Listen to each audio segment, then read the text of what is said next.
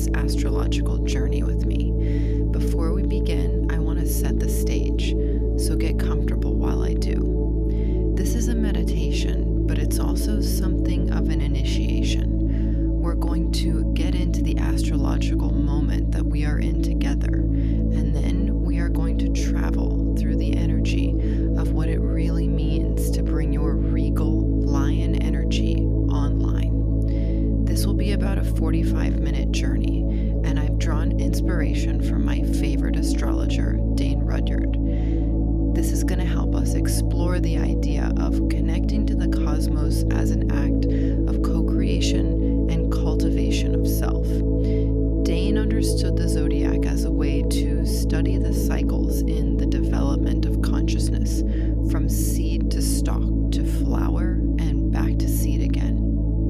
Everything from the birth of new life, how it grows in its community and environment, and how its life can be a force of change within its environment.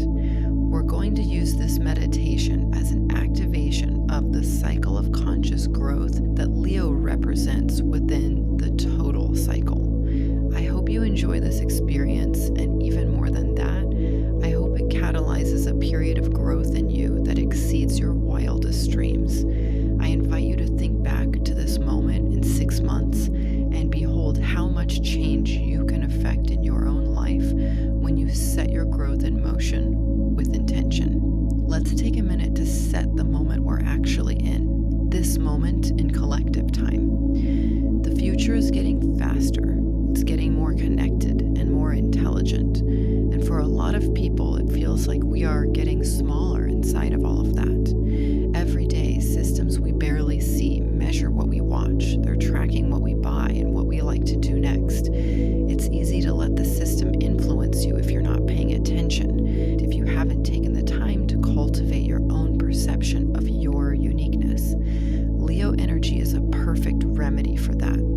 It's easy to feel like one replaceable person inside of a machine too big for us to understand, much less change.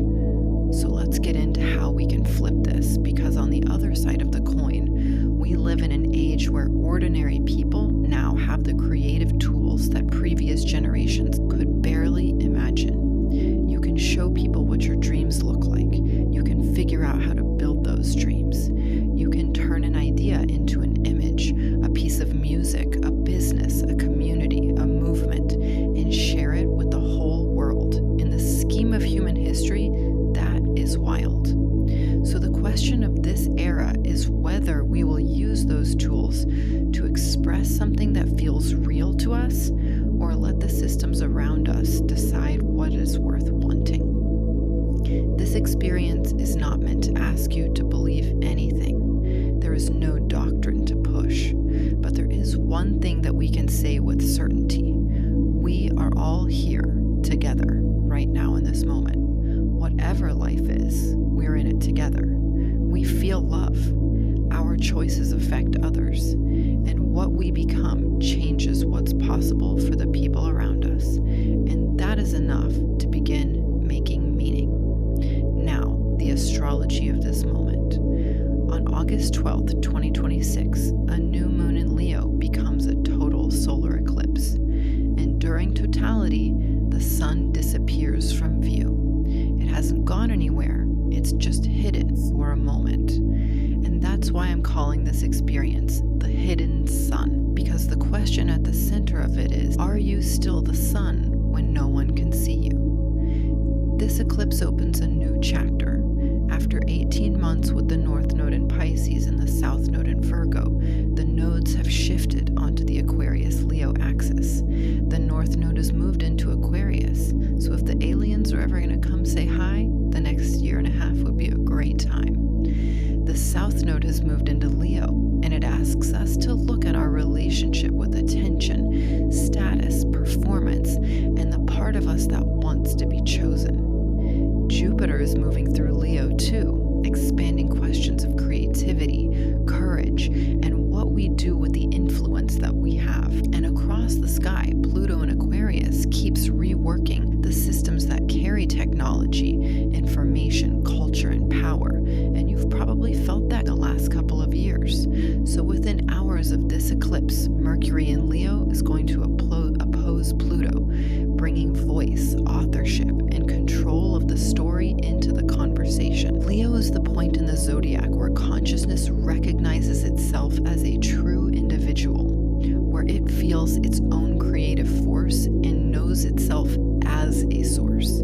just like the sun does. Leo is pure solar energy, and Aquarius is at the other end of that spectrum. It builds the systems where many individual sources can meet, cooperate, and shape collective life. So the question of this moment isn't whether you can become more visible. It's whether you can build a creative center strong enough to enter the systems of the future without being swallowed by them, and whether you can be generous enough not to use those systems only to magnify yourself. So everyone listening here is hearing the same recording. That is very Aquarius. But no two people are going to have the same experience, and that is very Leo. You might not be a Leo sun, but you have Leo energy somewhere in your chart, and that is what we are lighting a fire under today. We all have the whole zodiac inside of us somewhere. We all have a chance to experience the full spectrum of the evolution of consciousness, and that is what is so amazing about what astrology can help us find words for. A few things, because we're about to get started. Nothing has to happen here. There is no correct emotion you need to feel. There's no image you're supposed to see. Your only job is to listen and notice what naturally appears for you. And after this experience is over, whatever begins here becomes real through what you choose to do with it. Please don't listen while driving or operating heavy machinery. I'd highly recommend headphones, and the music is a big part of this, so sit or lie somewhere comfortable with your eyes closed, open if you want. If you need to move, pause, or stop at any point, do what you gotta do. We'll move through the meditation in 9 movements, and as we go, we'll explore the consciousness of this eclipse and how you can surf this wave in time to grow your own power and contribute to the collective, all through shaping your own consciousness. You don't need to force your breath. You don't need to believe in anything. Just listen and notice what happens. Let's begin.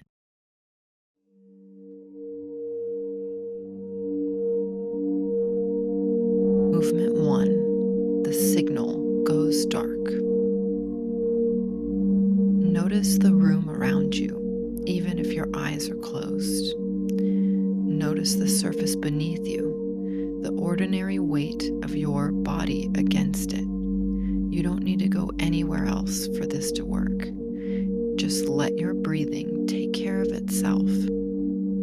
And now imagine the screens around your life going quiet.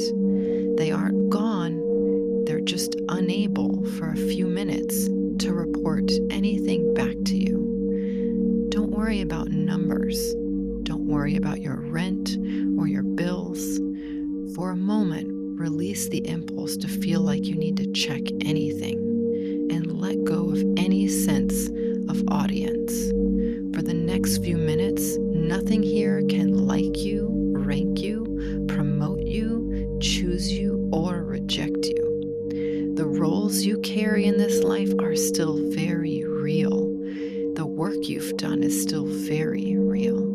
Your obligations will still be there when you get back, but this time is for you. So you don't need to perform any of that stuff right now. We are giving ourselves a moment to lower the volume of the mirrors in our life, to set our accomplishments down for 45 minutes and our mistakes too. Definitely set those down.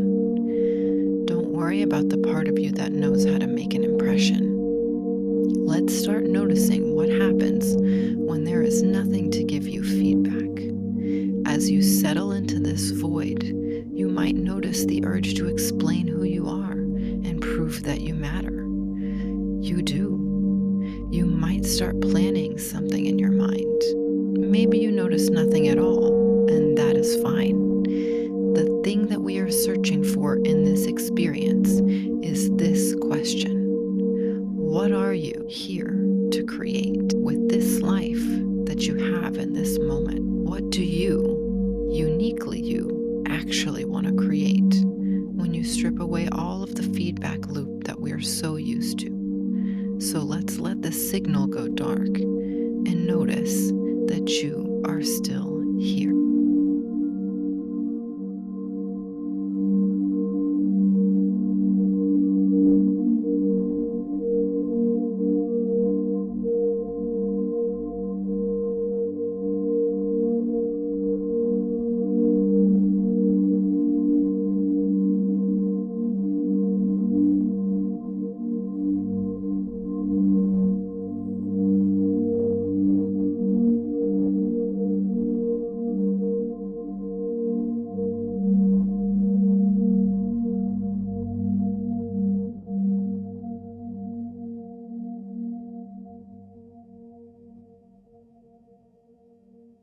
Movement 2, the birth of your personal fire. So way before you figured out the role that you needed to play to keep you safe in this world, your body was already very busy being alive. Your biology was running things and you didn't have to tell it anything. You wanted to be warm. You wanted food. You wanted hugs from your mother and to hear the sound of her voice.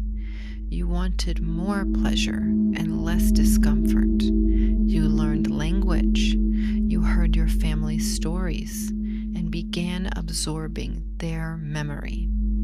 And over time, the world started telling you what things meant and who you were inside of it, because that is how we learn to survive. And the zodiac maps every part of this development, stage by stage, phase by phase. Aries is the ignition of life. Taurus gives that life substance.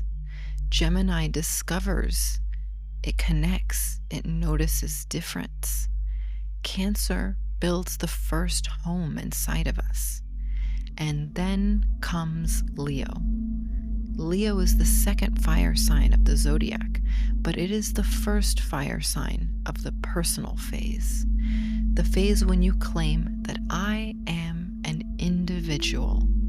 There is something inside of me that matters, and I am going to show it to the world somehow, some way.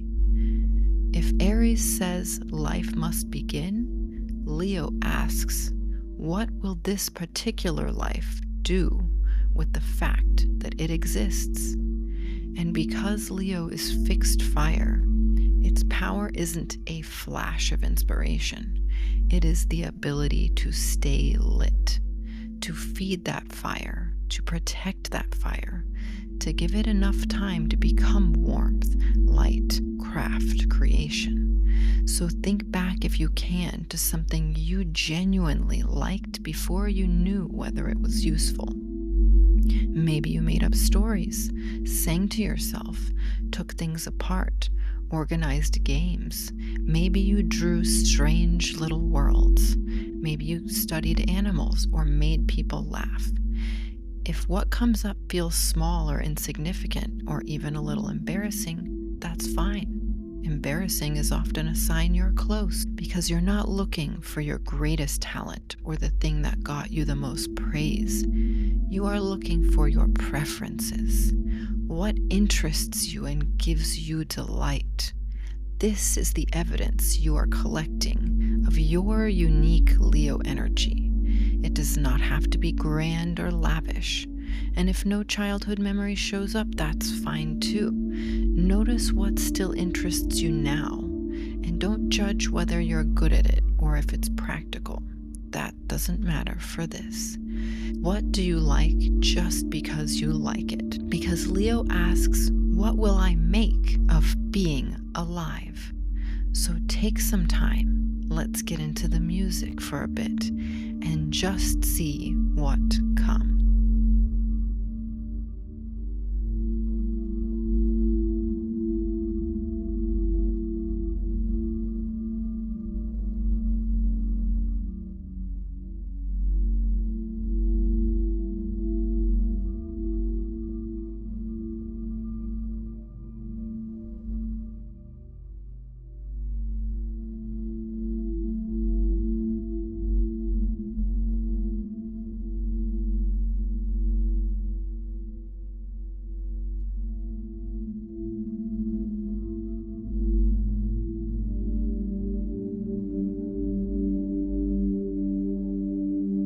Movement 3, the many faces of the sun.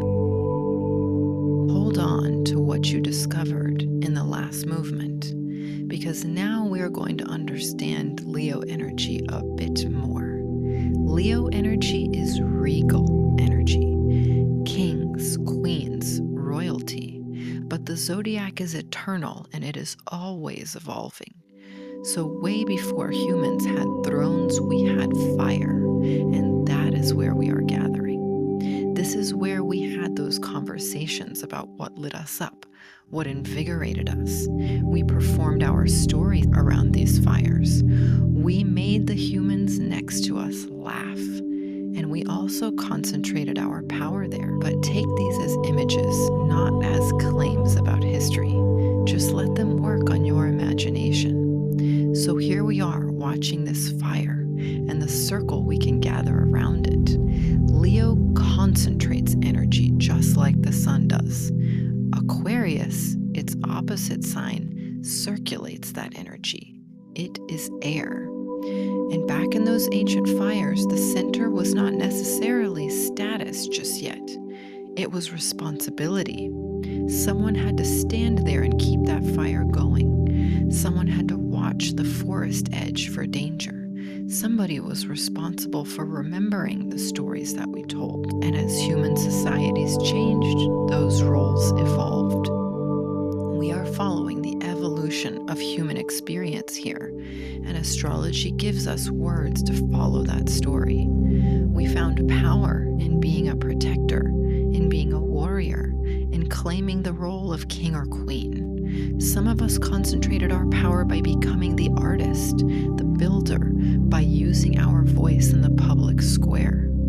Each role was trying to solve a problem, to fill a human need. And in each one of those roles, we also encountered new shadows. When we tried to protect, we realized we could also control.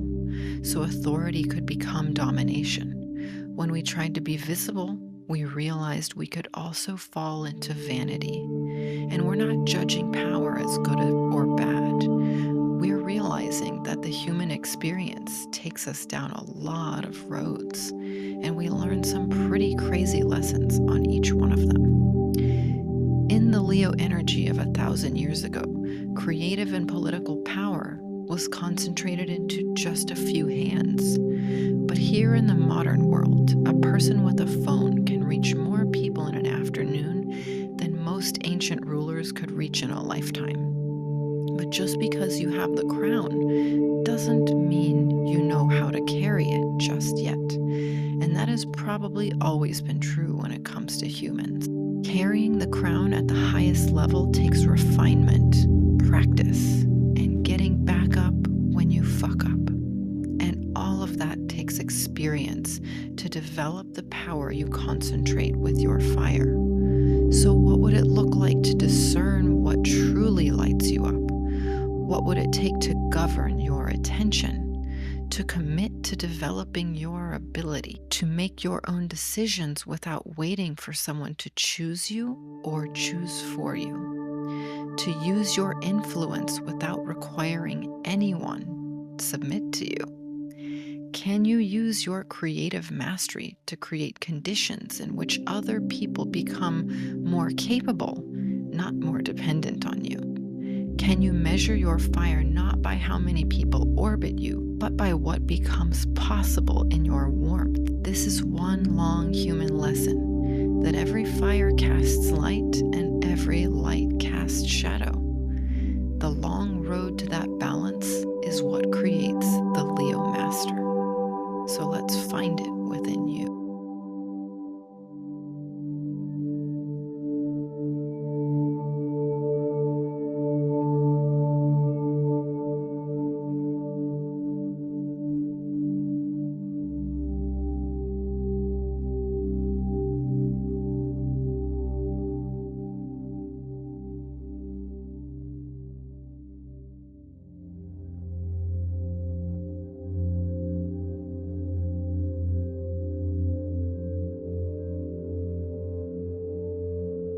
Movement 4, the House of Mirrors.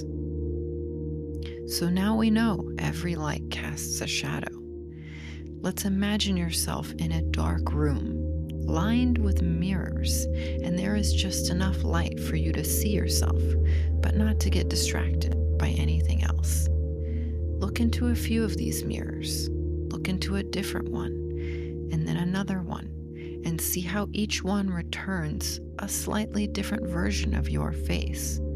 The child who was praised, the one who was desired, the impressive one, the difficult one, the person that everybody needed.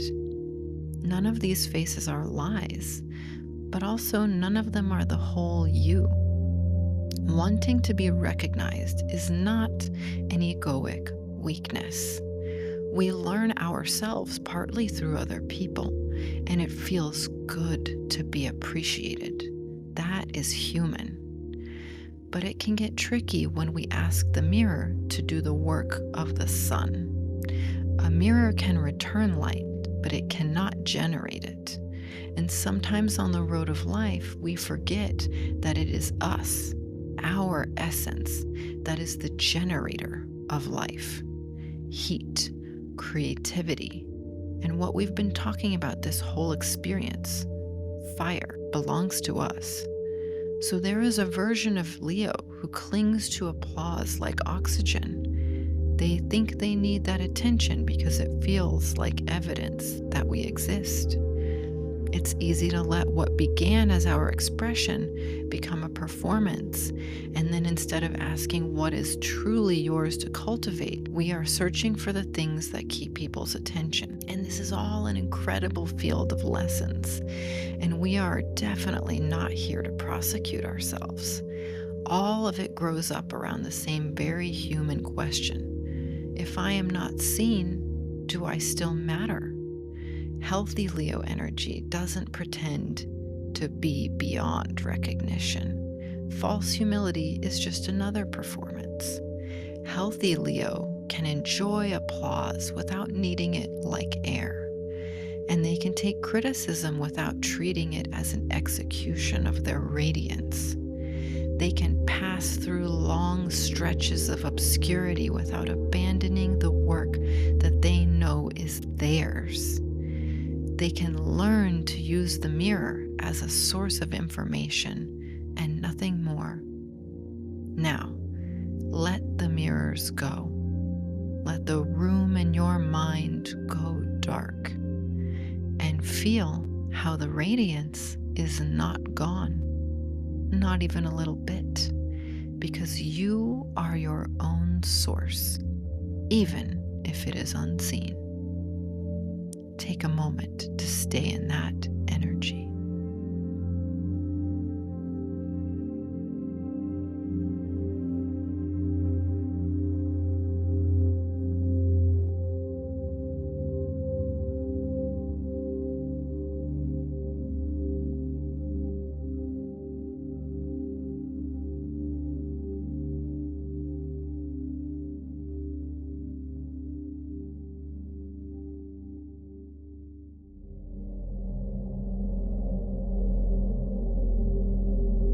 Movement 5, the hidden sun. So here we are. We've left those mirrors behind so that we can see what is truly ours. And we have dropped our titles for a bit. And still your body keeps going. Your breathing doesn't notice those things, and the life inside of us carries on without asking whether you're impressive enough to deserve those heartbeats. And during a total solar eclipse, the moon slides between the earth and the sun. From where we stand, it looks like the light has gone out. But we know the sun is burning hot as it ever was, because hidden does not mean gone. So for a moment, let's set down those identities that have been speaking for your worth. The star, the brand, the good one, the person who always knows what to do. You have probably earned a bunch of titles, but they're just that, titles. They are not your fuel. So go back to the question we're seeking in this whole experience. Are you still the sun when no one can see you? And don't rush to say yes, and don't beat yourself up if the answer feels a little bit like a no for now. You might not know yet, but while you're in here, feel around for the smallest ping of heat in your heart. You don't need a grand vision or proof that you were born for something extraordinary. You just need a small sign that you care. What do you want to understand, to make, to repair, or finally say to the world? What would you keep learning if no one clapped for you? What would you make before you had any idea how to sell it? We are not trying to erase ourselves here. Credit matters. You deserve to get paid, and you deserve to be loved by people who understand you. We just want to make sure that before we seek visibility, we have given ourselves the time to truly decide what our heart wants to commit to. Because when the visibility comes, that means it will be for something that you cannot give up on, no matter what the tides of external opinions say. So back to the sun and this Leo energy that we are distilling in our minds. The sun isn't solar because we see it. It is solar because it generates. And you have that same kind of energy inside of you. And it is worth remembering that for a human, generating is often unglamorous. It looks like choosing the thing again and again and staying with your commitment long enough that out of the dream you started with, a tangible reality begins to emerge. So feel one more time for that smallest ping of heat that you found earlier that belongs to the core of you. And let's begin to give it a little form. Stay with this for a moment.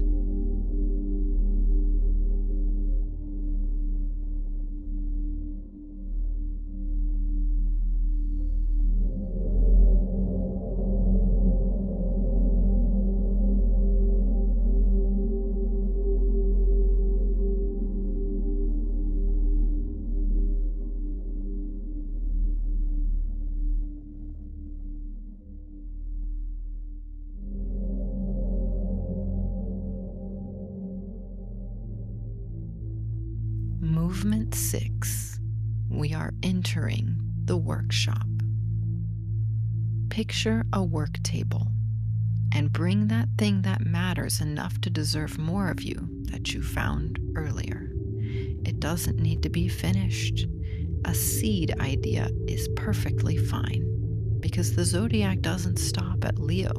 Virgo comes next. Leo says, "This is mine to express." And then Virgo asks, can you do it well? Can you do it again? Can it survive contact with reality? The move from Leo to Virgo is that part of the process where we practice our creativity enough to trust it. Everyone who makes anything eventually hits that moment when the excitement fades. This is when we discover our mastery through time. Because nobody can cross the bridge from excitement to mastery for you. Sitting with that draft, that revision, the failed attempt, the part that worked great in your head and then didn't work yet in the world. Sticking with that process is the bridge from Leo to Virgo, the bridge from inspiration to mastery. Inspiration begins the work. Devotion impels us to return to it. And we keep practicing even when we're not good at it yet, because that is the path every single master kept going at before you saw them as a master. So ask yourself, what part of my craft is devotion and what part is proof? Because proof asks us, does this make me look talented? And devotion asks, what does this need from me right now? And in your creative devotion, you will hit a note that sounds like shit. You will blow your budget trying to build that thing. An internet hater will tell you your idea sucks. This is all just information. Because remember that you decided what fire from your source is worth tending. So don't let external information dissuade you from tending the fire that you have claimed as yours. if you stick with your creative devotion, you will eventually hit that alchemical turning point where your idea has grown true form. You have now built a source of power.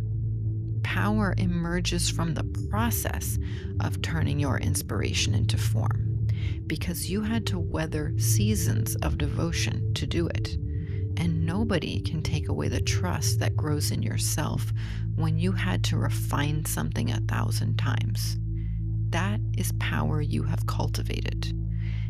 And this power becomes evidence that you have become reliable to your own creativity. When you do what you said you'd do often enough, your word creates inertia inside of you.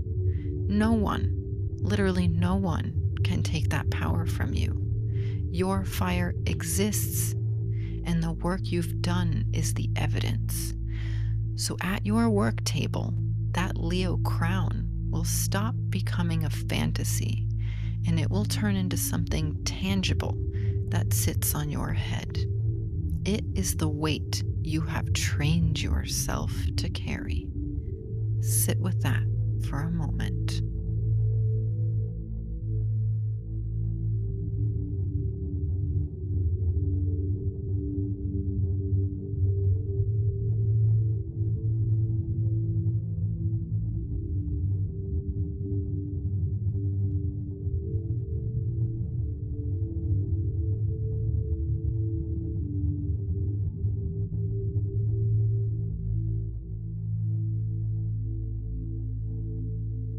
Movement 7, the modern sovereign.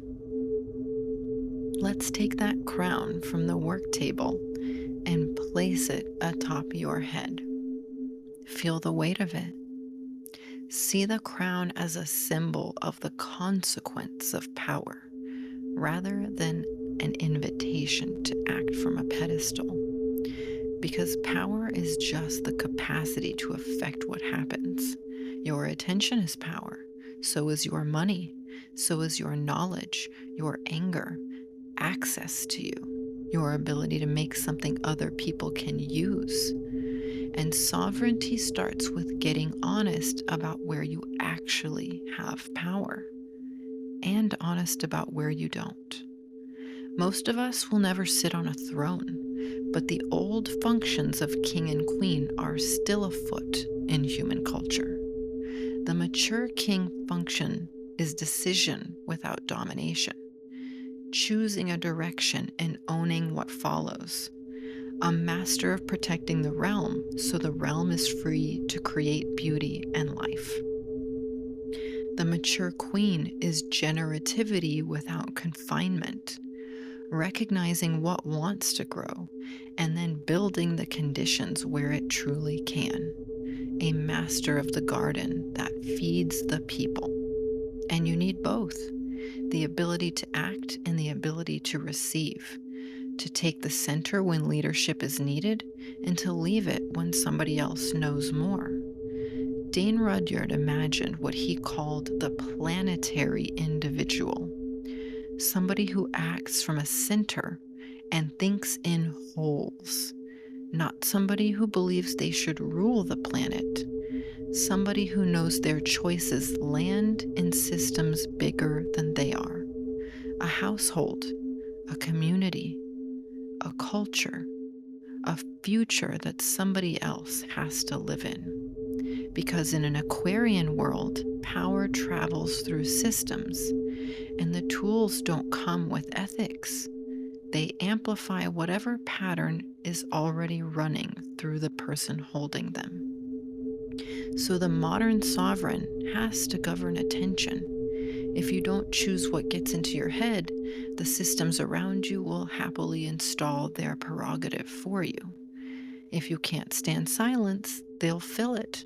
If you don't know what you value, they will price it for you. Now notice the power you've pretending not to have, and the power that you've been pretending is yours.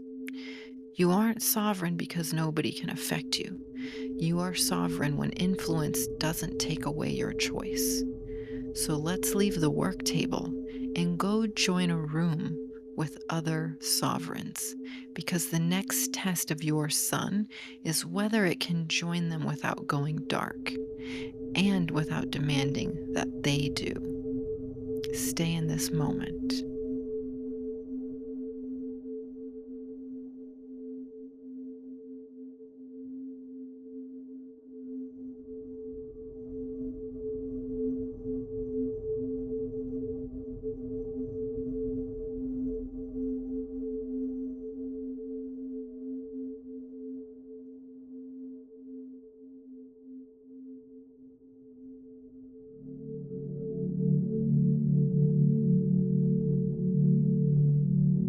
Movement 8, becoming the constellation. Imagine yourself as a star within a vast constellation. You are part of something big, made up of your light and the light of many other powerful beings. They have practiced their mastery just like you have. They have concentrated their fire and decided how they want to spend that power. Look around this constellation of other sovereigns, other lights. None of you are a copy of each other. You are not each other's supporting cast. Each of you is a truly unique center. Constellation isn't one enormous star. It's distinct lights blasting the power they've learned to generate to hold a pattern together and do it so consistently that it can be seen from other galaxies. No single star runs the show or dominates another. As a collective, they make a shape that people have used to imagine, to remember, and to navigate for thousands of years. And that is the balance between Leo and Aquarius. Leo says, I will not disappear inside the whole. And Aquarius answers, and you're not the only light here. Both have a shadow. The shadow of Leo turns the group into an audience. The shadow of Aquarius turns you into a data point. The mature move refuses both impulses. You stay a distinct star inside of a bright constellation. Now consider how much of what lives through you arrived through other people. Language, music, tools, stories, seeds, questions, carried across generations by people whose names you'll never know. You didn't invent the alphabet you think in. Leo genius is what happens when all of that inheritance passes through one specific life, yours, and comes back changed. You notice something nobody else would notice. You make something only you could make. Then somebody else picks it up and carries it somewhere you couldn't have taken it alone. The scale of Aquarius doesn't create wisdom. A network can coordinate care or cruelty. A community can grow people or punish difference. So we need people who can cooperate without flattening us into sameness and challenge the group without trying to burn it down. New tools will enter the field. The responsibility of how to wield them is very ancient. So the task of this Leo initiation is not to define the way that you save the world. It's not your job to carry its entire weight. And the most refined Aquarian age wouldn't need one single savior anyway. It would distribute the work amongst people who had practiced their unique mastery well enough to wield their power beautifully and together. So think of this new moon eclipse in Leo like this. You are being asked to stop treating your development like it has nothing to do with the world. What is one real thing that could move from your imaginative hands into the larger pattern of the human story? What is a commitment that would make you feel alive if you committed to carrying it down a long road? Do you want to go on the adventure of becoming the master of your creative fire? Because you deserve to find your mastery. and you deserve for it to fill your cup over and over and over.